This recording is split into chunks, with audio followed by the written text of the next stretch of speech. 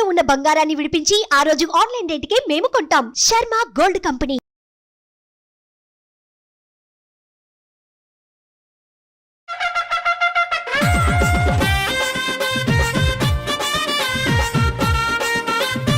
నమస్కారం, welcome to Suman TV. నేను గీతాంజలి. అందరికీ బోనాల పండుగ శుభాకాంక్షలు. గ్రామ పొలిమేరల్లో అపర కాళిలా కూర్చుని ఏ దుష్టశక్తి గ్రామం వెలుపలికి రాకుండా కాచి కాపాడే ఆ చల్లని తల్లికి, ఆ మహాశక్తికి బోనాల్ని సమర్పించే గడియలు ఆసన్నమయ్యాయి.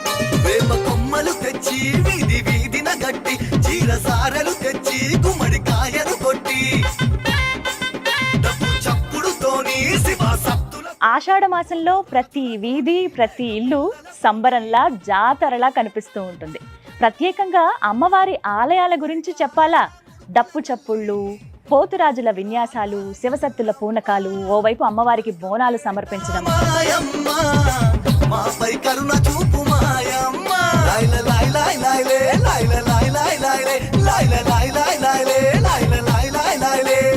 ఎంత కన్నుల పండుగగా ఉంటుందో.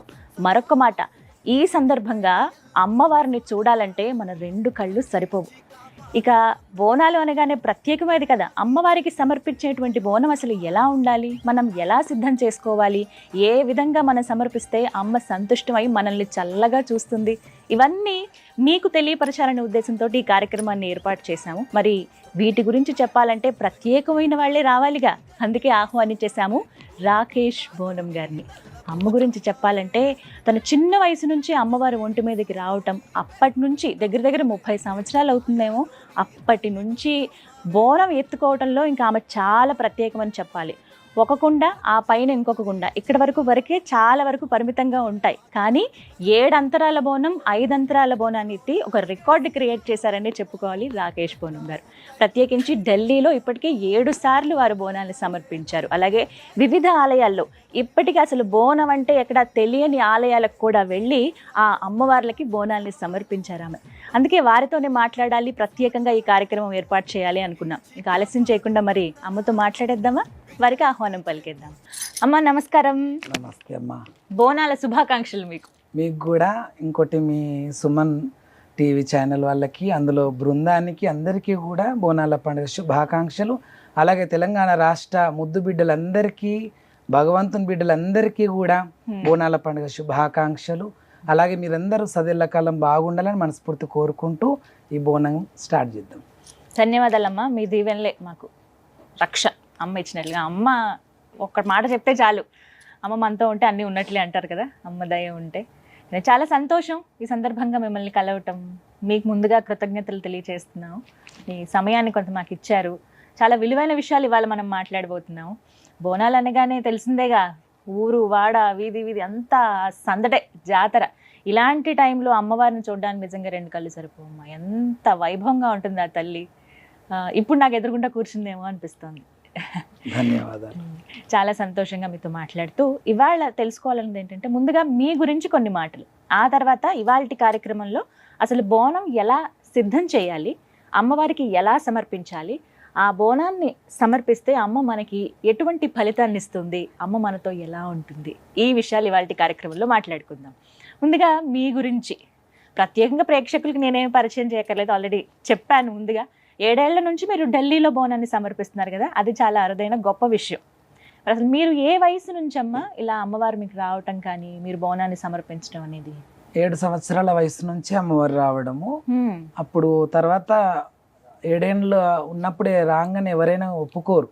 ఏ తల్లిదండ్రులైనా కానీ చదువుకోవాలి, చేయాలి, ప్రయోజకుడు కావాలనే చూస్తారు తప్ప భగవంతుడు మాకు దానం చేసి అన్నా చేయరు. సాక్షాత్తు జగన్మాత వచ్చినప్పటికీ కూడా కన్నది తల్లిదండ్రులు కాబట్టి వాళ్ళు ఏదో ప్రయోజకుడిని చేయాలని చూస్తారు కాబట్టి అలాగే చదువుకోవాలి అనే వాళ్ళు బోధించిండ్రు. ఆ బంధం వాళ్ళకల్లా లాగుతుంటుంది కదా.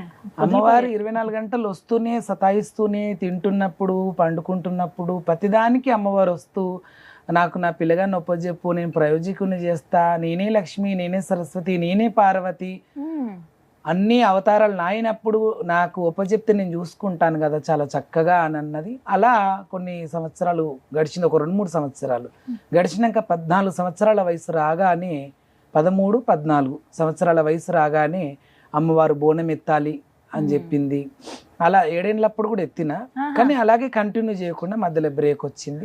ఆ 3-4 సంవత్సరాల 13-14 సంవత్సరాల వయసుకే 7 అంతరాల బోనం, నేను ఎంత ఎత్తున్నానో అంత ఎత్తు ఆ బోనం కూడా ఉంది. అంటే రాకేష్ బోనం అనగానే అసలు ప్రత్యేకత అది కదా, 5 అంతరాలు 7 అంతరాలు, అసలు అది ఎలా సాధ్యం? చూస్తున్నంతసేపు అమ్మమ్మ గుండెలు ఎలా పట్టుకుంటాం అంతే, అసలు ఎలా ఇది నిజంగా అమ్మవారిది, అమ్మవారి అలా వచ్చిందా అన్నట్టు అనిపిస్తుంది. మీరు అది పట్టుకునే విధానం, మోయగలిగే విధానం అనేది ఒక్కసారి తల మీద పెడితే తిరిగి మళ్ళీ మనం ఎప్పుడు కూడా అమ్మవారికి సమర్పించేదాకా చేయి కూడా పెట్టడానికి వీలు ఉండదు, ఎందుకంటే అమ్మవారే మోసుకుంటది. అదే మీరైతే ఒక అంతర బోనానికి అది గుడి వరకు వెళ్ళే వరకు ఆ చీర సింగుల్ పైన అనుకుంటూ అలా అలా ఎవరికి ఏ నూనె మీద పడుతుందో ఏ కంచుడు ఎక్కడ పడుతుందో తెలియదు. అంటే నార్మల్గా వెళ్ళే వరకే కంచుళ్ళు కానీ నూనెలు పడుతున్నాయి. అంటే మేము ఆల్మోస్ట్ గాలిలో కూడా అమ్మవారు ఎగరడము, దుంకడము, ఉరకడము ఎన్ని చేసినప్పటికీ ఒక యాపాకు కూడా రాలి కింద పడది. అలా అమ్మవారు అంత సత్యం చూపించడానికి ఏమో అనుకుంటా, నాకు ఒప్పజెప్పు అంటే అప్పుడు అమ్మ చాలా ఆలోచన చేసి తర్వాత 13-14 ఏళ్ళ వయసుకు సరేలే అమ్మ, నీతో నేను కొట్లాడేటట్లు లేను, నీతో కొట్లాడి కూడా నేను గెలిచేటట్లు లేను, నా పిల్లగాని ఏం చేస్తావో చేయి, నీ ఇష్టం, నీకు ఉపజెప్తున్నా అంటే ఉపజెప్పినంత మటుకు ఏ జోగినినో లేకపోతే పెళ్లి కాకుండానో అలాగే ఉంచేయను, పెళ్లి చేస్తాను. 25 సంవత్సరాలు కాగాని ఒకవేళ నీ కొడుకు వద్దన్నా కూడా ముక్కుకు తాడేసి నేను చేస్తా అని చెప్పి అలా మేనమడదల్ని మేనమామ వాళ్ళ కళ్ళకి పోయి నా పిల్లగానికి పలానా పిల్లగాని మీ అమ్మాయిని ఇయ్యండి అన్నట్టుగా మా అమ్మ రూపంలో పోయి చెప్తే వాళ్ళు మళ్ళీ ఆ విషయం మాకు చెప్తే, ఎందుకంటే ఇలా ఈ రూపంలో ఉన్న వాళ్ళకి ఎవరైనా ఇయ్యాలంటే వెనుక ముందు అవుతారు అట్లా. కాబట్టి అలా మేనమామ వాళ్ళ కళ్ళలోకి వెళ్ళి చెప్పడము, తర్వాత ఇస్తాంలే మా మేనల్లుడే కదా అని వాళ్ళు కూడా ఆనందంగా, అమ్మవారి రూపమేగా అది కూడా ఎంత గొప్ప పేరు తెచ్చుకుంటున్నాడు అలాంటి అతనికి. ఎందుకంటే ఇంకోటి మా మేనమామ అదే మా భార్యకి కూడా తల్లిదండ్రులు లేరు. ఫస్ట్ తల్లి ఉండే, ఈ మ్యారేజ్ కాకముందు తల్లి ఉండే, తర్వాత ఆమె చనిపోవడం జరిగింది. అలా హాయిగా నాకు ఇవ్వడం జరిగింది, చాలా చక్కగా కూడా అందమైన పిల్లలు పుట్టడం కూడా జరిగింది. అలా మీకు ఎంతమంది సంతానం? ఇప్పుడు సంతానం ఒక అబ్బాయి, 3 కూతుర్లు ఉండే, ఒక ఆమె కాలం అయింది. విన్నాం. అమ్మ దగ్గరికి వెళ్ళింది అనుకోవాలి, ఇంకా ఇచ్చేది ఆవిడే, తీసుకునేది కూడా ఆవిడే. కానీ ఎన్నేళ్ళు అవుతుంది మొత్తం? అంటే అన్ని కష్టాలు అనుభవిస్తూ వచ్చిన కాబట్టి ఒక చెట్టుకు పూసిన పూత అంత పూత చెట్టుకే ఉండదు, కొన్ని రాలిపోతాయి.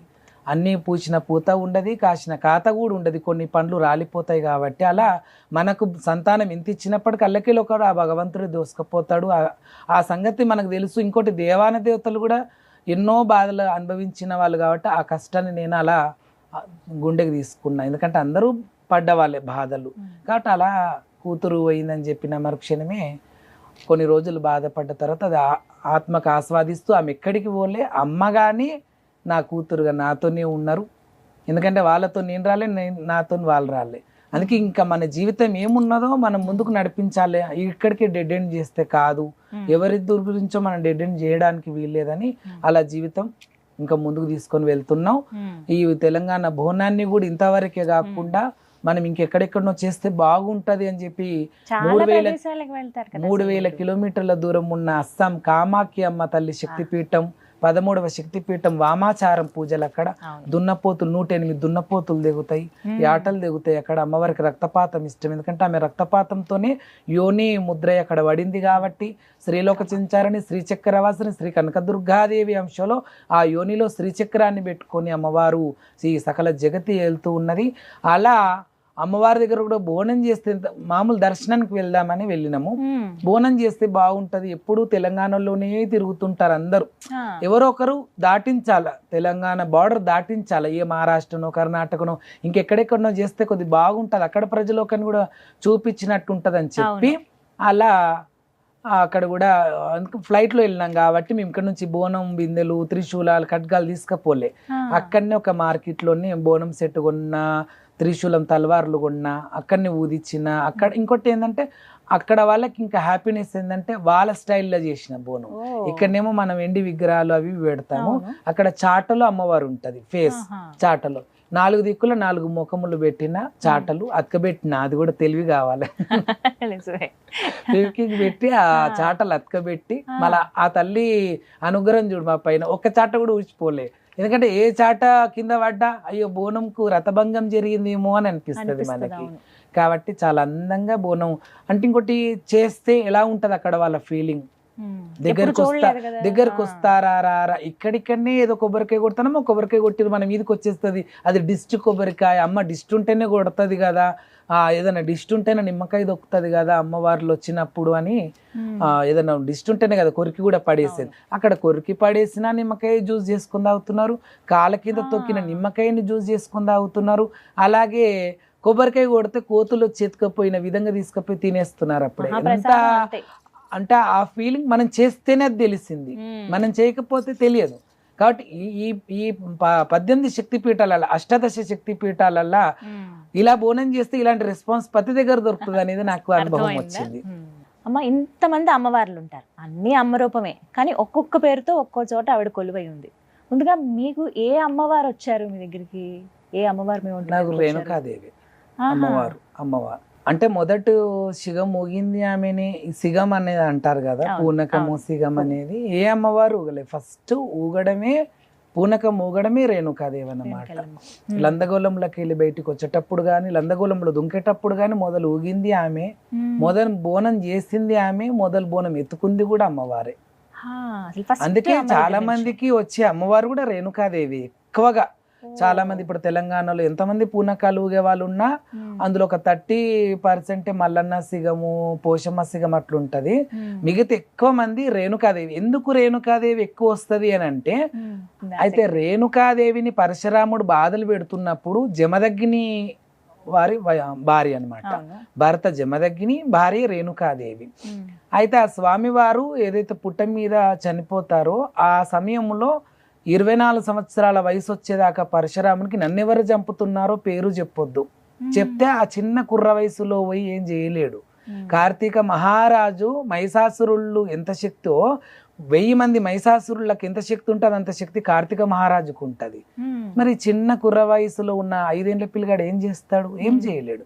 అందుకే నేనైతే పోతున్నా, నేను చనిపోతున్నా, నేను నీ నుంచి 24 సంవత్సరాలు దూరం అయిపోతున్నా, నన్ను కాల్చి ఆ యొక్క 7 కుండలలో బోనం కుండలలో బొక్కలు పెట్టి మర్రి చెట్టు ఊడల్లో పెట్టు, తర్వాత 24 ఏళ్ళు అయినాక నేను బతికొస్తాను కదా, అప్పుడు అంతకుముందు పేరు చెప్దువు కానీ అప్పటిదాకా ఎంత అడిగినా మా నాన్న పేరేం పేరు, మా తండ్రి గారి పేరు ఏం పేరు అంటే మాత్రం చెప్పకు, తప్పించుకొని తిరుగు.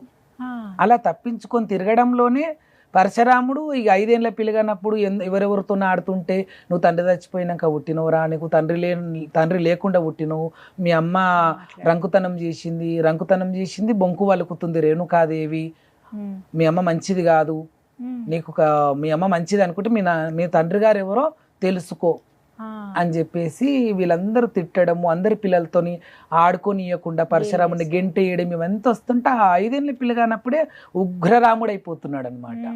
భార్గవరాముడు ఉగ్రరాముడు అయిపోయి ఆ గండ్రగొడ్డలి తీసుకొని ఇక మా అమ్మాయి ఎంట పడతా, మా తండ్రి గారి పేరు చెప్పేదాకా నేను ఎంట పడతా అని పడుతున్నప్పుడు ఈ అమ్మవారు తప్పించుకుంటుంది. ఎన్ని రకాలు కొట్టిండంటే అన్ని రకాల చిత్త వేదన పెట్టిండు. ఏ అమ్మవారు బాధలు పడాలి, ఈ ఒక్క అమ్మవారే పున్నామ నరకాన్ని చూసింది ఆ తల్లి జగన్మాత. అలా చూసినప్పుడు ఈ పరశురాముడు వెంట వస్తున్నప్పటికీ ఆ దెబ్బల నుంచి తప్పించుకోవడానికి 12 కులస్తుల ఇళ్ళకు వస్తోంది. వచ్చి గుమ్మానికి 5 బొట్లు పెట్టి, అమ్మ మీ ఇంట్లో నాకు జాగ ఇయ్యండి, గోపాదం అంత జాగ ఇస్తే నేను పామునై చుట్ట చూదురుకొని ఉంటా, నాకు ఎంత పెద్ద జాగ నాకు అవసరం లేదు, ఇంత అరిచే మందం జాగియండి అమ్మ అంటే కూడా, అమ్మో మీ పరశురాముడా వస్తే మమ్మల్ని బతకనిస్తాడా, చంపేస్తాడు అని చెప్పి 12 కులస్తులు పోయిరామ్మ అనడమే సరిపోయింది. అలా అందరు గుమ్మాలకైతే బొట్టు పెట్టుకుంటూ వెళ్తుంది కాబట్టి అందరి ఇళ్ళల్లో కూడా ఆ తల్లి కులదేవతగా నిలుస్తూ వెళ్తుంది. ఆ సంగతి వాళ్ళకి తెలిసిందో లేదో ఆ రోజు, కానీ ప్రతి ఇంటికి గుమ్మానికి బొట్టు పెట్టింది కాబట్టి ఆడపడిచి అయిపోతుంది. ప్రతి ఇంటికి ఆడబిడ్డ ఆమె, 96 కోట్ల మంది దేవతలకి ఆడబిడ్డ ఆమె. అటువంటి జగన్మాత అందరి గుమ్మానికి బొట్టు పెట్టింది కాబట్టి ఆల్మోస్ట్ అందరి ఇళ్లలో నిలుస్తూ వెళ్తుంది. ఆఖరికి గౌన్లవారు, గొల్లవారు, శాలవారు, ముత్రాశి వాళ్ళు, అన్ని క్యాస్ట్ వాళ్ళు అమ్మని పంపించడమే సరిపోతుంది. ఆఖరికి మాదిగ వాళ్ళు, జాంబవంతులు బిడ్డలు అంటారు. భూమి పుట్టక ముందు పుట్టిండు జాంబవంతుడు, 6 నెలల ముందు పుడతాడు భూమి పుట్టక ముందు. ఆ జాంబవంతుని బిడ్డలే జాంబవంతులు. మాతలింగన్న, మాతలింగమ్మ ఆ మాదిగ వాళ్ళు ఇద్దరు భార్య భర్తలు. అప్పుడు వాళ్ళ దగ్గరికి వెళ్ళి నన్ను ఏ కులస్తులు నాకు జాగా ఇయ్యలేదు, ఆఖరికి మీరు ఇస్తారా నాకు జాగా అన్నా వదినే అంటే, అమ్మ కడుపు నిండా పిలిచినావు అమ్మ అన్నా వదినే అని, పుట్టిల్లు కదా ఇస్తాంలే, నీ చీర సొమ్ములు బాగున్నాయి ఇస్తావా మరి అంటే, ఇస్తామ్మా తీసుకో అని.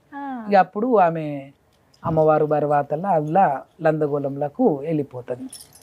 ఆమె వేరే నేమ్ ఉంది అని నేను ఇప్పుడు చెప్తా.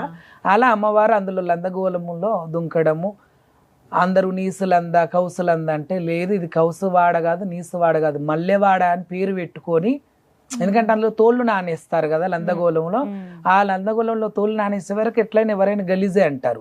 ఇది గలీజు వాడ అని అంటే, లేదు ఇది గలీజు వాడ కాదు నాకు జాగిచ్చారు కాబట్టి ఇది మల్లెవాడ అని చెప్పేసి ఆమె ఆ వాడ పేరు పెట్టుకొని లందగోళంలో దొంకుతుంది. 24 ఏండ్ల సమయం దగ్గరకు వచ్చేస్తుంది. ఇంకా ఆఖరికి అడిగేతందుకే ఈయన తయారున్నాడు కాబట్టి ఇక్కడ మాదిగ వాళ్ళ ఇంటికి, అంటే ఈ ఎల్లమ్మ తల్లి ఎక్కడెక్కడ పోతుంది అక్కడ పసుపు కుంకుమ రాలుతూ వెళ్తుంది కాబట్టి ఈయనకి ఈజీ అవుతుంది దొరికించుకోవడానికి, తెలిసిపోతుంది. అంటే ఇది పెద్ద కథ అమ్మ.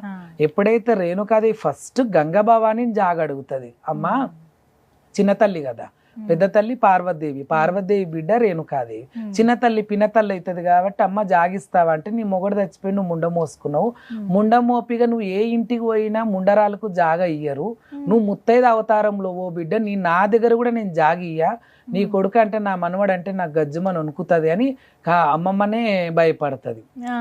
భయపడే వరకు సరే తల్లి మరి ఆ ముత్తైతనం అంటున్నావు, ఎవరైనా కూడా ముండ మోయాలంటే గంగ ఒడ్డునే ముండ మోస్తారు. పూర్వకాలంలో చెరువు ఒడ్డులనే కాష్టాలు ఉంటాయి, చెరువు ఒడ్డులనే బొందలు పెడతారు, చెరువు ఒడ్డులనే గాజులు కూడా గంగకి ఉపజెప్తారు, ఆ బట్టలు కానీ అవన్నీ. ఇప్పుడు గంగ కరువైపోయింది కదా, మనమే విస్తరించే ఇల్లు కట్టుకున్నాం కాబట్టి గంగ లేదు.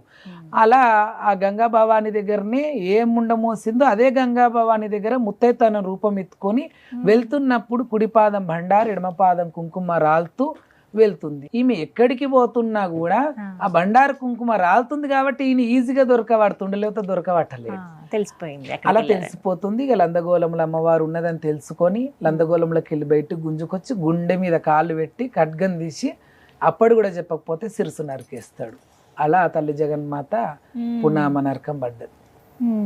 చనిపోతున్నప్పుడు చెప్పింది కదా, 7 బోనం బాడవల్లనే బొక్కలు పెట్టినా మీ నాయనే మర్రి చెట్టు తొర్రలో ఉన్నాయని.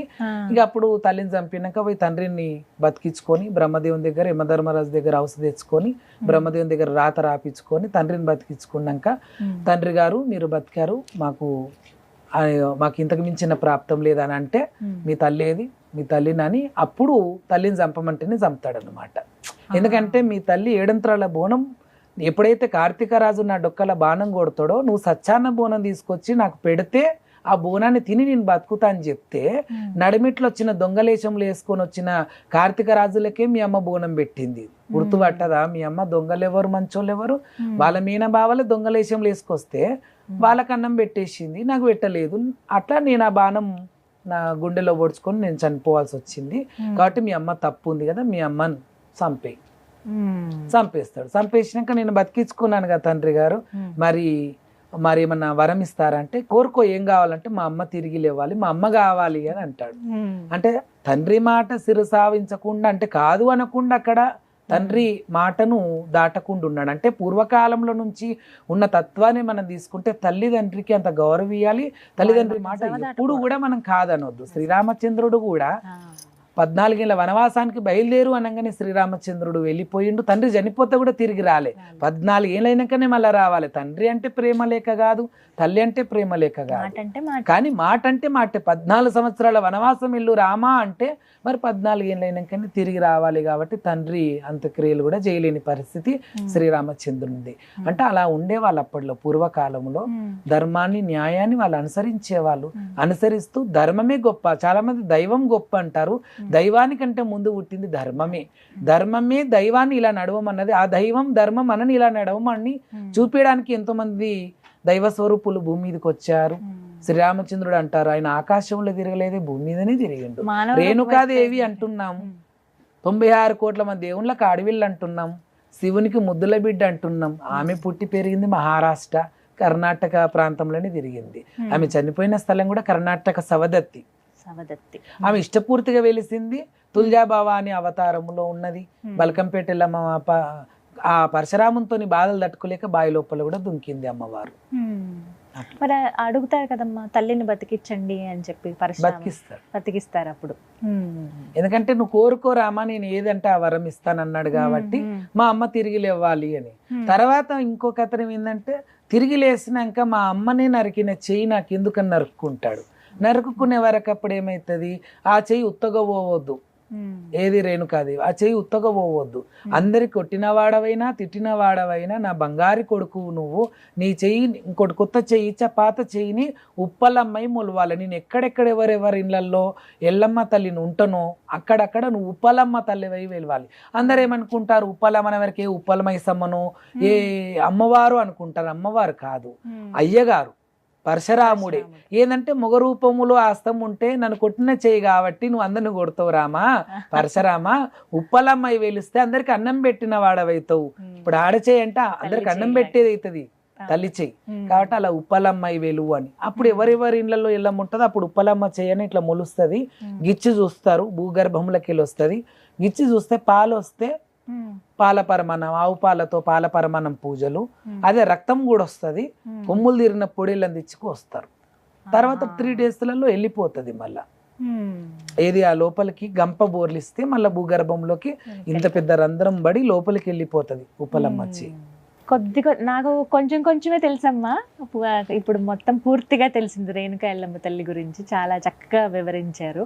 బల్కంపేట ఎల్లమ్మ అమ్మవారి విశిష్టత ఏంటండి? అసలు ప్రతిష్ఠించిన విగ్రహం అమ్మవారు స్వయంగా అక్కడ వెలిసారా? స్వయంభూ చెప్పాను కదమ్మా. బల్కంపేట ఎల్లమ్మ కూడా పరశురామంతో తప్పించుకోవడానికి బావిలో దుంకింది.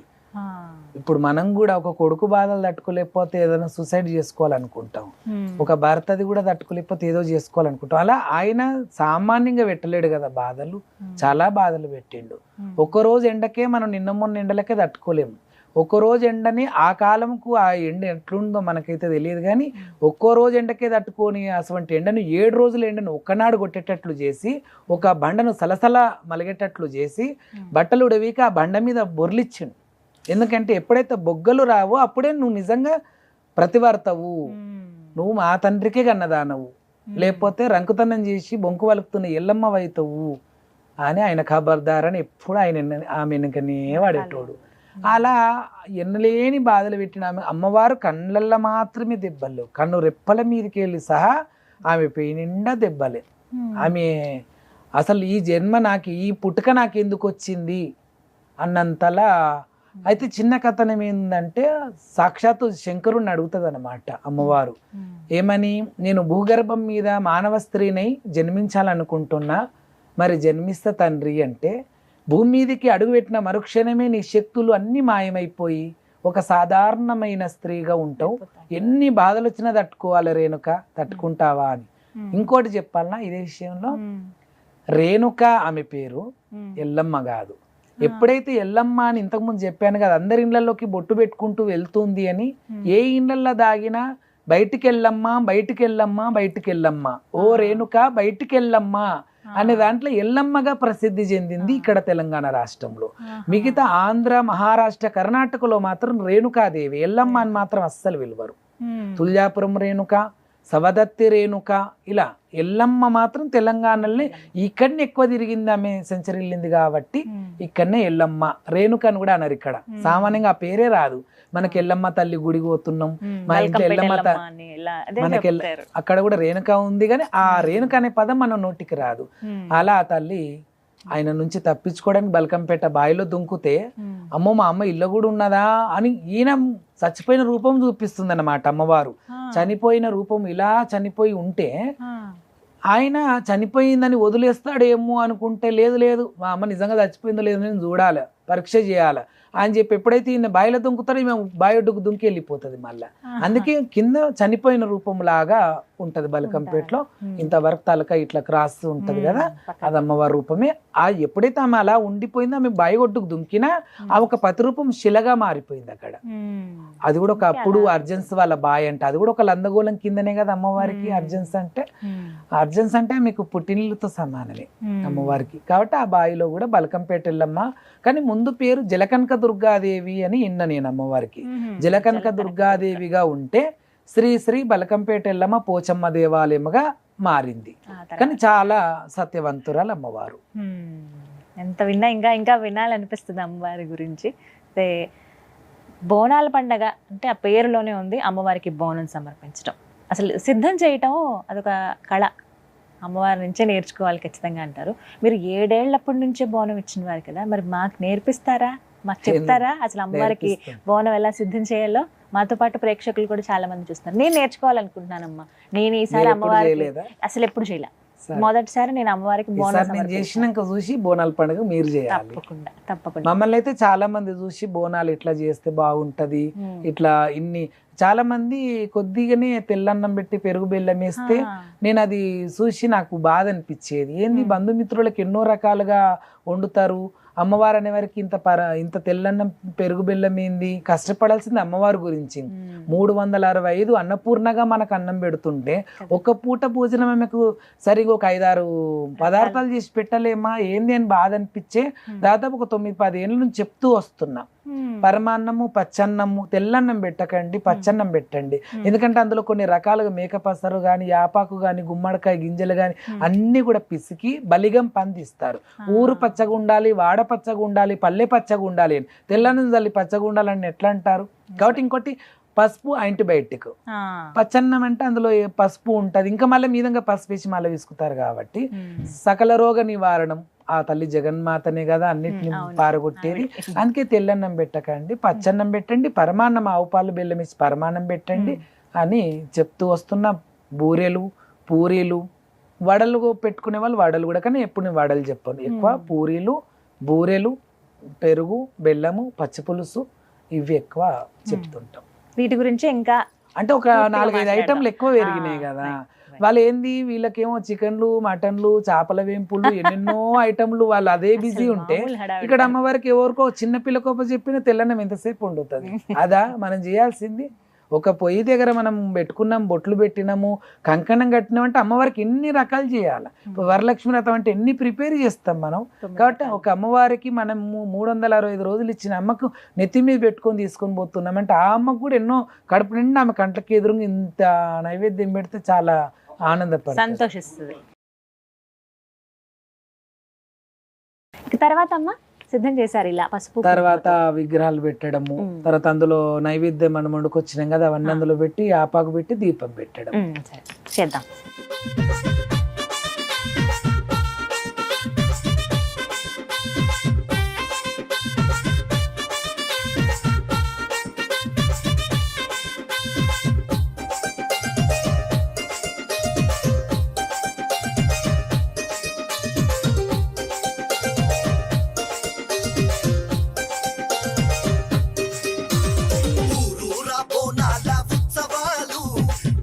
మొత్తానికి సిద్ధం అయిపోయింది. ఇలా మీరైతే అలవాటు ఉంది కాబట్టి టకటకా చకచకా చేసేసారమ్మా. ఇంతేనా? ఇదే పద్ధతి? ఆల్మోస్ట్ 1 అవర్ పడుతుంది. నిజమే, గంట అయితే 1 అవర్ పడుతుంది. కొందరు అంటారు 2 గంటలు కూడా పడుతుందమ్మా బోనం చేయడానికి అంటారు. ఈ ఒక్కొక్కరు అయితే ఈ బిల్ల ఏదైనా బూది అమ్మ అంటేనే దానికి ఇట్లా నూనె పెట్టి దాన్ని రాసే వరకే 10 నిమిషాలు అయితే ఇంకెప్పుడు బూదిస్తుంది, నేను 10 నిమిషాలలో బోనం చేస్తుంటే అని అంట. అమ్మ నీకు అలవాటు ఉన్నంత మాకు ఉండొద్దా అంటారు. కానీ చాలా చక్కగా ఉంది అమ్మవారు రూపు అన్ని కూడా.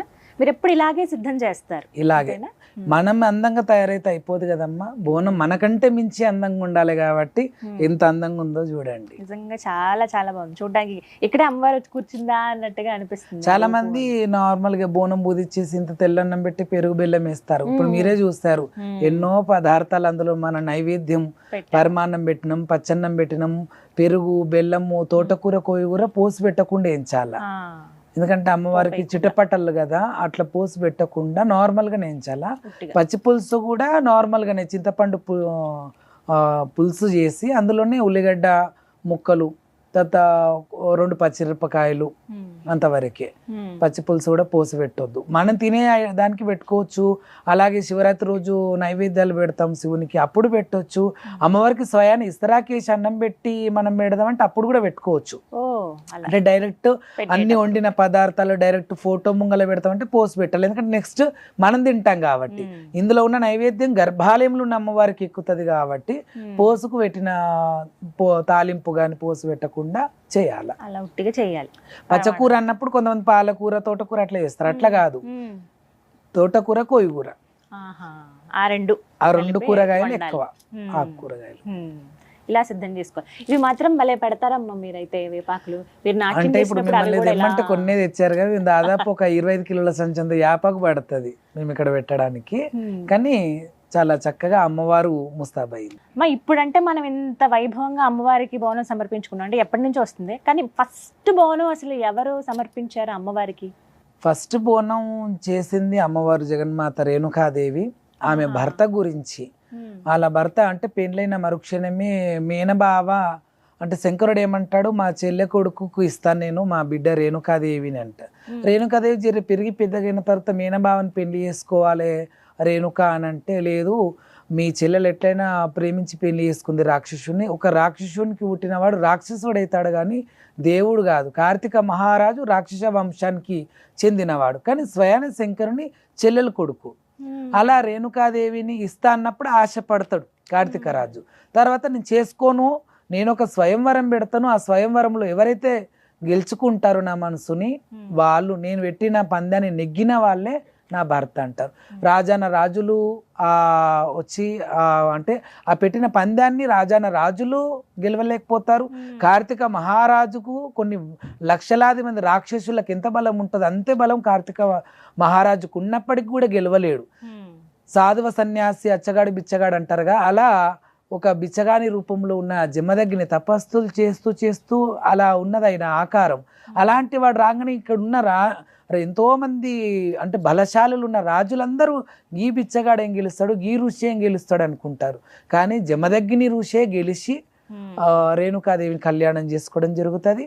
తర్వాత ఒక బ్రాహ్మణుని వేషంలో కార్తీక రాజు వచ్చి జమదగ్నికి రేణుకాదేవికి అంటే వరుగులు అంటారు కదా, పులి మేక ఇట్లా వస్తాయి కదా, అలా మేక జమదగ్ని పులి రేణుకాదేవి అయ్యింది. వీళ్ళిద్దరికీ సరిగా జాతక చక్రం కుదరలేదని చెప్పేసి శంకరుణ్ణి భ్రమలో వేసి, ఒక బ్రాహ్మణి రూపంలో వచ్చిండు కదా కార్తీక మహారాజు, శంకరుడు కూడా భ్రమలో పడిపోతాడు. అట్లనా ఎటువంటి శక్తులు లేనోడా అండ్ జాతకం కలవనోడా జమదగ్ని. సరే జమదగ్ని ఏ విధంగా సాధుతాడని ఇచ్చినావు, ఒక మహారాజుకు కాదు నీ బిడ్డని ఇచ్చింది, సాక్షాత్తు శంకరుని బిడ్డను ఒక సాధువు సన్యాసికి ఇచ్చినవి ఎట్లా సాధుతాడు నీ బిడ్డనని చెప్పేసి అలా ఒక వైరం తెస్తాడు. తెచ్చి, ఓ జమదగ్ని ఎలా నువ్వు నా బిడ్డను సాధగలుగుతావు, నువ్వు ఎక్కడ చూసినా జపములు తపములు చేసుకునే సన్యాసివి, నువ్వు ఎలా నువ్వు చేయగలుగుతావు అని చెప్పేసి ఒక మధ్యలో అంటే ఒక పుల్ల మాదిరి వేసి వెళ్ళిపోతాడు. అలా అని నేను తర్వాత కొన్ని శక్తులు తెచ్చుకున్నాకనే రేణుకాదేవిని నేను నా కుటీరానికి తీసుకొని పోతా, అప్పటిదాకా నీ దగ్గరనే ఉండేనని నొష్ట బాసింగము అవన్నీ కూడా తీసి ఆ కళ్యాణ మండపంలో పెట్టేసి నేను తపస్సుకు వెళ్తున్నా, కొన్ని దివ్యశక్తులు తెచ్చుకున్నాకనే నేను మీ మాటకు సమాధానం ఇవ్వగలుగుతాను అని చెప్పేసి అక్కడ జరుగుతున్న కథనానికి ఇక ఆయన కూడా ఆ బాసింగాలు తీసి కంకణము అష్టకంకణం తీసి వెళ్ళిపోతాడు. ఆ పోయేటప్పుడు రేణుకాదేవి అంటది, నువ్వు అడవిలోకి వెళ్తున్నావు, ఏదైనా పాము బూషో కరుస్తే ఎట్లా, తర్వాత నేనేమన్నా పులులు తింటే ఎట్లా, నేనేమన్నా నాగ సర్పాలు కాటేస్తే ఎట్లా, నీకేమన్నా అయితే అపాయం నాకు ఎట్లా తెలుస్తుంది అని. ఇది పెద్ద స్టోరీ అమ్మాయింది. అయితే తర్వాత అంటే మధ్యలో ఎంతో పెద్ద స్టోరీ ఉంది, ఆ స్టోరీ చెప్తే ఇంకా 1 hour 2 hours కూడా అవుతుంది. అయితే తర్వాత ఏమంటాడంటే ఈ రేణుకాదేవి ఏమంటాడంటే, నీకేమన్నా అపాయం అయితే ఎట్లా అని అంటే, నీకు తెలుస్తుంది, నీకు స్వప్నంలో అయినా తెలుస్తుంది, లేకపోతే ఇక్కడ ఒకటి నేను తులి చెట్టు పెట్టిపోతున్నా, మల్లె చెట్టు కూడా పెట్టిపోతున్నా, నాకేమన్నా అపాయం అయితే అవి ఎండిపోతాయి అంటే, ఎండ వస్తే కూడా అవి ఎండిపోతాయి, నేను 2-3 రోజులు నీళ్ళు వేయకపోతే కూడా ఎండిపోతాయి, నేను దానికి ఒప్పుకోను అంటది. తర్వాత నీకేమన్నా అపాయం అయితే నాకు తెలవాలి, నాకు మంచి సూచనలు అంటే నీకు ముండమోపి రూపం వస్తుంది అంటాడు జమదగ్ని. అప్పుడు నీకు ముండమోపి రూపం రాగానే నీకు బొట్టు రాలిపోతుంది, నీ మెట్టలు వలిగిపోతాయి, నీ చేతి గాజులు వలిగిపోతాయి అంటే, అవన్నీ కూడా కాదు స్వామి, ఏదైనా తట్టు తలిగితే కూడా మెట్టలు వలిగిపోతాయి, ఏదైనా చెట్టు కొమ్మ తలిగితే కూడా గాజులు వలిగిపోతాయి, నిలువు నిష్ఠారం ముండమోపి అవుతావు. అమ్మా నేను ఇంత ముత్తైతనం రూపం నాది, ఇంత ముండమోపి రూపం వచ్చిందంటే నా భర్తకి ఏదో అయ్యింది, కానీ ఏదో అవుతుంది అని ఎందుకు నాకు దీవెనార్తి పెట్టి తోలుతున్నావు రేణుక? నువ్వు మంచిగా పోయి మంచిగా నీకు మంచిగా జపము తపము ఉపము అన్నీ మంచిగా చేసుకొని వస్తావు స్వామి, నువ్వు గెలిచి వస్తావా నాన్న. ఎవరైనా రాజు పోతే వీర తిలకం దిద్ది పంపుతారు కదా, అలా పంపకుండా నీకు ఏదో అవుతుంది అని అపశకనం ఎందుకు వచ్చింది రేణుక? నీ కొననాలిక మీద పుట్టుమచ్చున్నది, నువ్వు ఏది అంటే అది అవుతుంది, అలాంటిది నువ్వు ఎందుకు నాకు ఈ దీవెనార్తి ఇచ్చి పంపుతున్నావు నువ్వు అని చెప్తాం. తదాస్తు అని పోతాడు. అంటే ఏదో కావాలనేది ఇక వాళ్ళ కథనం. ఇంకా ఆయన అక్కడికి వెళ్ళిపోయి ఎంత ఘోరమైన తపస్సు చేసినో తెలిసిన జమదగ్గిని మీకు. మనం ఇలా సకల ముక్కలం కూర్చొని 10 నిమిషాలు మనకు అయితలేదు. ఆయన స్వామి అందరూ నిలబడో కూర్చోనో పద్మాసనం వేసుకునో చేస్తాను. పుట్ట మీద ఆకు, ఆకు మీద వక్క మీద గుండు సూది మీద జమదగ్గిని తల, ఆకాశానికి పాదాలు చేస్తారు ఎవరైనా. అంత సప్త ఋషువులలో నవసిద్ధులలో గొప్ప ఋషి కదా ఆయన. జమదగ్గిని అంటే సాక్షాత్ శంకరుడే ఆ అంశలో వచ్చిండు, పార్వతీదేవి రేణుకా అంశలో వచ్చింది అంతే. కానీ ఆ తత్వం కొంతమందికి తెలియదు. జమదగ్గిని అంటే ఎవరో, రేణుకాదేవి అంటే ఎవరో, శివుని బిడ్డనే. కానీ శివునికి తల్లి ఆమెని, శివునికి ఇల్లాలు ఆమెని, శివునికి బిడ్డ ఆమెని, శివునికి మనమరాలు కూడా ఆ తల్లి. ఆ తల్లి ఇన్ని పాత్రలు ఉంది. ఇప్పుడు స్త్రీమూర్తి అంటేనే అమ్మమ్మ, నాయనమ్మ, అత్తమ్మ అన్ని వరుసలు ఒక స్త్రీమూర్తి. స్త్రీ ఎన్ని రకాలు ఉందంటే ఒకటే రకం ఉంది, ఆమెనే స్త్రీ అంతే. ఆ ప్రకారంగా ఎప్పుడైతే పుట్ట మీద ఆయనకు బాణం కొడతారో కార్తీక రాజు, అప్పుడు ముండమోపి రూపం రాగానే ఈ సచ్చాన బోనం ఎట్లా చేసింది అనుకుంటున్నారు? ఎక్కడనో పోయి కుమ్మరుల దగ్గర కుండదేలే, ఎక్కడనో పోయి బియ్యం కొనుకరాలే మనలాగా, ఎక్కడనో పోయి యాపాకి ఏదో తెచ్చుకోలే, ఎక్కడనో దుకాణం పోయి పసుపు కుంకుమ తెచ్చుకోలే. అమ్మవారు సముద్రంలో ఉన్న అడుగుల మట్టి, సముద్రంలో ఉన్న అడుగుల మట్టిని తీసింది, ఆ ఇసుకని కుండగా చేసింది. ఒక్కరోజు కొట్టే ఎండ కాకుండా 7 రోజుల ఎండను తెచ్చుకుంది, ఎండబెట్టుకుంది. రోలు అరిచేయి, రోకలి ఈ కుడి చేయి, అలా ఒడ్లు దంచుకుంది. కన్నురెప్పలతో బియ్యం జరిగింది, కన్నీటితో కడిగింది. ఈ గద్వ 2 రొమ్ములు చేసి బోనాన్ని 7 అంతరాల బోనాన్ని వండింది. వండినాక మరి కుండలు అలంకరణం చేస్తేనే అందం. ఇప్పుడు ఈ బిందెలు ఇంతమంది మీరు చూపించిన నార్మల్గా ఉండే, ఇప్పుడు చూడు ఆ తల్లే వచ్చి ఇక్కడ కూర్చుందేమో మన ఇద్దరి మధ్యలో అన్నట్టుగా ఉంది. అయితే ఆ తర్వాత మరి కావాలి కాబట్టి ఎవరికైనా ఏ ఆడవిల్లైనా సుమంగలిగా ఉండాలంటే అమ్మగారు మెయిన్ కారణం అయితే వాళ్ళే. పెళ్ళైన తర్వాత ఒక ఇంటికి పోయినాక కూడా వాళ్ళు బియ్యం పోస్తుంటేనే మనకు అప్పుడప్పుడు వాళ్ళు పసుపు కుంకుమలు చీరసారాలు పెడుతుంటేనే మన సౌభాగ్యం అనేది రెట్టింపు అవుతుంది, మనకు కూడా నలుగురు ఉన్నారు అనేది ఉంటుంది.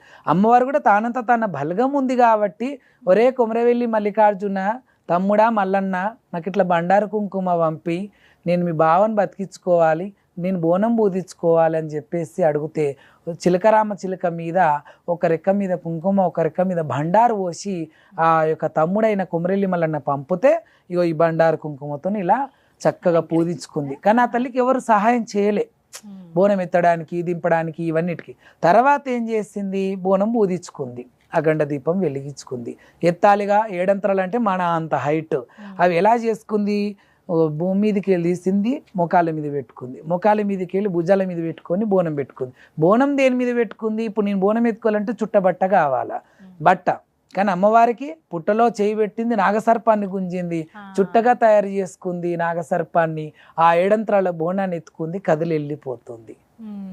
ఊగుతూ ఆడుతూ రడివేడి శబ్దాలు చేస్తూ అలా అమ్మవారు కదిలిపోతుండగా వాళ్ళ మీనబావలి దొంగలేశంలో వచ్చి ఈ బోనం ఎప్పుడైతే జమ్మదగ్గిని తింటాడో అప్పుడు బతుకుతాడు, బతుకొద్దు అంటే మనమే దీన్ని ఎంగిల్ చేయాల అని చెప్పేసి అమ్మవారి బోనాన్ని ఎంగిల్ చేయడం జరిగింది. అలా అమ్మవారు 7 అంతరాల బోనం ఎంగిలి బోనం, నాది 5 అంతరాల బోనం సచ్చాన బోనం అని పేరు పెట్టుకుంది. అందుకే 7 అంతరాల బోనం చాలా తక్కువగా నేరుగా కనిపిస్తాయి, ఎవరు కూడా చేయరు ఎక్కువ. నేను చిన్నగా ఉన్నప్పుడు ఇప్పుడు ఎత్తుకోలేదు. 5 అంతరాల బోనం మాత్రం మరీ చేస్తూనే ఉంటాం. మీరు ఎన్నోసార్లు చూసినాను కూడా చెప్తున్నారు. లాల్ దర్వాజాలో చేసినాం, సికింద్రాబాద్లో చేసినాం, మా ఇంట్లో నుంచి కూడా 5 అంతరాల బోనం తీయడం జరిగింది. అలా చేస్తూ ఉంటాం. అలా వారు చాలా కష్టాలు పడుతూ చాలా బాధలు పడుతూ తన భర్తని బతికించుకోవడానికి చేసింది. మొదటి బోనం చేసింది ఆవిడే, ఆడింది పాడింది పూనకం తెచ్చుకొని ఊగిపోయింది కూడా అమ్మవారే. ఇదన్నమాట అసలు కథ. ఒక మాట అమ్మ, ఇప్పటివరకు అయితే మనం ఇలా అందంగా అలంకరించుకున్నాం, ఎంత చేసాము. ఎత్తుకున్న తర్వాత చాలా మందికి ఒక భయం ఉంటుంది, అటు ఇటు కదిలిపోతుందేమో, కొంతమందికి జారిపోయి కిందకు వచ్చేయటం కానీ, బరువు అనిపిస్తుందని ఇలా చేతికి దించడం కానీ, అది శుభమా అశుభమా? ఒకసారి ఇట్లా పెట్టుకున్న బోనం, నెత్తి మీద పెట్టుకున్న బోనాన్ని ఒక 10 నిమిషాలు ఒక అర్ధగంట మోయడానికే వాళ్ళంత సతమతమైతే మరి మేము ఎన్ని నెత్తులు మార్చాలి? మేము దాదాపు 3 గంటల దాకా ఆడతాం. అమ్మా బలమి, ఒకవేళ బలం క్షీణిస్తున్నా కూడా అమ్మ బలమి నీ ముందే దించాలి, మా చేతి పెట్టాలి, నీకు పెట్టిన అన్నమే మేము తిన్నాక వేరే నైవేద్యాలు వేరే భోజనం చేయాలి. అంత కఠినంగా ఉంటాం మేము, అంత కఠినంగా ఉంటాం. అమ్మవారు కూడా మాకు అంత నిష్టగా ఉన్నందుకు పవర్ ఇస్తూనే ఉంటుంది ఆమె బ్యాక్ నుంచి. మా బ్యాక్ సపోర్టే ఆమె అసలు. అలా కానీ ఎప్పుడు కూడా బరిగయిందనో, ఒకవేళ బరిగైతే కూడా, ఎందుకంటే ఎవరికైనా బరిగా అనిపిస్తుంది కొంతమందికి, అట్లా అనిపిల్లతో కొందరికి ఉపవాసం ఉండి గుమ్మ వస్తుంటుంది, పక్క వాళ్ళకి ఇవ్వాలి. కానీ చేతుల్లో పట్టుకోవడము, లేకపోతే భుజం మీద ఎత్తుకోవడము, లేకపోతే కింద పెట్టి అరుగు మీద జరసేపు కూర్చొని మళ్ళీ తర్వాత తీసుకొని వెళ్దాం, ఇలాంటివి మాత్రం చేయొద్దు. ఎక్కడైతే బోనం దించి కింద పెడతావో అక్కడే అమ్మవారికి రథభంగం అయిపోయినట్టు ఆ బోనం ఎక్కేసినట్టే. ఇంకా అది మళ్ళీ గర్భగుడి వరకు పోదు, ఎక్కిస్తే కూడా అమ్మవారు స్వీకరించారు. అంటే ఒకసారి దించితే ఇంకా సమర్పించడానికి సమర్పించినట్టే, ఇంకా ఇచ్చేసినట్టే అంతే. మళ్ళీ అది నెత్తి మీద పెట్టుకోవడం అనేది కుదరదండి. ఇలా 2 కుండలు పెట్టుకున్నప్పుడమ్మా, ఇప్పుడు కింద అన్నము పరమాన్నం ఇలాంటివన్నీ కింద వేస్తాయి. ఈ పైన కుండలో జలకడవ అంటారు కదా, శాఖ, పెరుగు శాఖ పోయొచ్చు, పెరుగు బెల్లం నీళ్లు, లేదంటే పచ్చి పులుసు అలాంటిది ఉంటుంది. అన్నం ఎందుకంటే పైన దీపం, అన్నం పెట్టినప్పుడు మళ్ళీ ఇప్పుడు మనం అన్నం పెట్టుకున్నప్పుడు కూర కూడా ఉండాలి కదా, కాబట్టి పైన పచ్చి పులుసు ఉంటుంది. అన్నం పెట్టగానే పచ్చి పులుసు పోసి ఈ అఖండ దీపం అక్కడ అమ్మవారికి సమర్పించేస్తాం. ఇలా ఇంకా వాళ్ళకి ఇలా దించి ఇచ్చేస్తే ఇంకా అమ్మకి సమర్పించినట్టే. చాలా వరకు అయితే అలా దింపి అక్కడ ఉన్న కుమ్మరి అన్నలకు ఇస్తారు, కానీ మా చేతన్ని మేమే పెడతాం. అది ఎంత పెద్ద దేవాలయమైనా కానీ, అక్కడ ఎంత రద్దీ అయినా సరే ఉన్నా కానీ, మేము ఇంత కష్టపడి 2-3 గంటలు ఆడుకొని వచ్చినప్పుడు మేము ఎవరికో ఇయ్యము. ఆ లాభం కూడా మాకు ఉండాలా. మేము పెడుతూ ఏంటంటే వాళ్ళు టక్మని పెట్టేస్తారు. మేము అన్నపూర్ణమ్మని పెడుతూ, కాశీ అన్నపూర్ణమ్మని తలుస్తూ సమస్త భూత ప్రేత పిశాచిని నివారణ, దుష్టగ్రహ దోష నివారణ, ఇట్లా కొన్ని మాటలు అనుకుంటా సర్వేజన సుఖినో భవంతు అంటూ పెడితే జీవరాశులు, పక్షులు, వృక్షజాతులు, మానవులంతా బాగుండాలి అని మేము దీవనార్థిస్తూ పెడతాం. కావాలి వాళ్ళు ఏంటంటే వేరే వాళ్ళకి ఇచ్చేగానే అలా తీసి అక్కడ పెట్టేస్తారు. అట్లా కాకుండా మేమే ఈ దీవనార్థులు ఇస్తూ పెట్టడం. మళ్ళీ కొన్ని పెడుతున్నప్పుడు కొన్ని శ్లోకాలు కూడా చదివేస్తాను టకటక.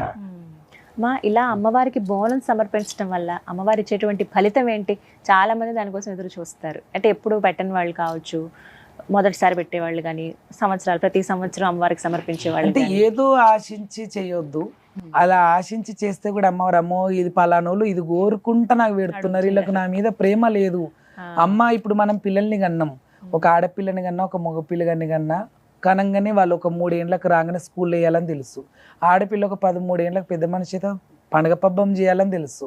ఇంకో 20 ఏళ్ళు రాని పెళ్లి చేయాలని తెలుసు, అబ్బాయికైనా అమ్మాయికైనా. అంటే మన పిల్లలకి ఏం చేయాలో మనకు తెలిసినప్పుడు ఆ జగన్మాతకు మనకెప్పుడు ఏమి ఇయ్యాలో అమ్మకు తెలుసు. సర్వాంతర్యామి జగన్మాత, ఆమెకి ఎందుకు మనం అడగడము? అంతా బాగుంటే చాలమ్మా, నువ్వు సంతోషంగా ఉండు, నువ్వు ఈ బోనాన్ని మంచి స్వీకరించు, మాకేం కావాలనో చూసుకో తల్లి అంటే ఆమెను చూసుకుంటది కదా, ఇస్తది కదా.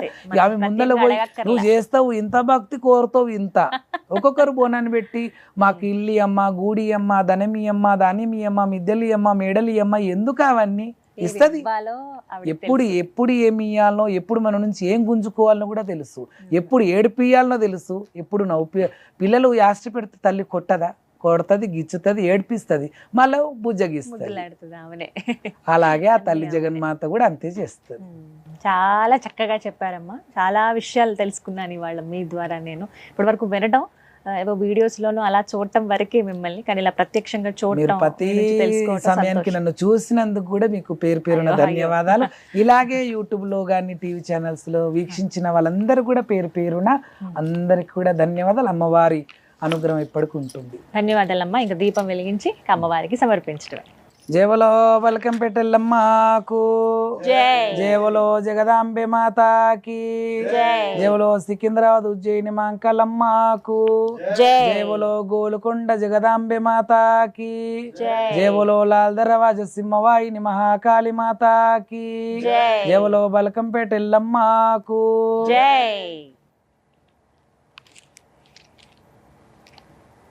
మొత్తానికి సిద్ధం అయిపోయింది. ఇక అమ్మవారికి సమర్పించడమేనమ్మా. అమ్మవారికి తీసుకెళ్ళి అందరు బాగుండాలని సమర్పించడమే. కానీ చాలా సంతోషం. మీరు రావటం ఇలా ఈ కార్యక్రమం చాలా సక్సెస్ఫుల్గా అయింది.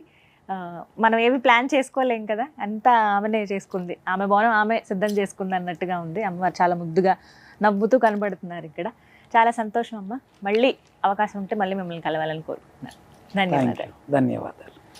చూసారుగా, బోనాల జాతర తెలంగాణలో ఎంత వైభవంగా జరుగుతుందో మనందరికీ తెలిసిందే.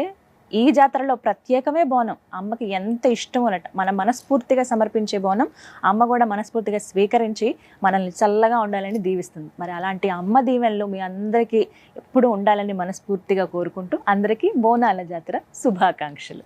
నమస్కారం.